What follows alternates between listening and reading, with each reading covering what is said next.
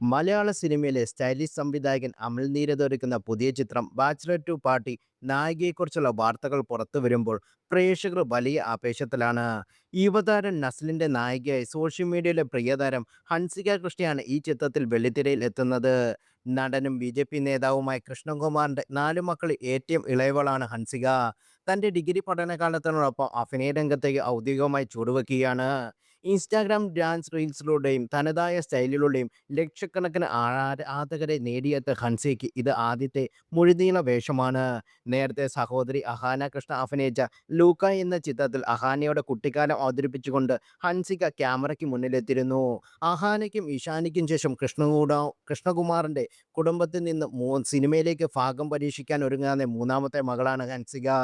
2012 പുറത്തിറങ്ങി കൾട്ട് പദവി നേടിയ ബാച്ചിലർ പാർട്ടിയുടെ തുടർച്ചയെന്നോണം എത്തുന്ന ബാച്ച് ഡി പാർട്ടി ഡിവൈക്സ് വലിയ പ്രതീക്ഷയാണ് നൽകുന്നത്. ഉണ്ണിയാറിന്റെ സംഭാഷണം ഒരുക്കുന്ന ഈ ചിത്രത്തിൽ നസ്ലിനൊപ്പം ടൊവിനോ തോമസ്, കുഞ്ചാക്കോ ബോബൻ, സൗബിൻ ഷാഹിർ, ഷറഫുദ്ദീൻ, ശ്രീനാഥ് ബാസി തുടങ്ങിയ വമ്പൻ താരനിര തന്നെ അണിനിരക്കുന്നുണ്ട്.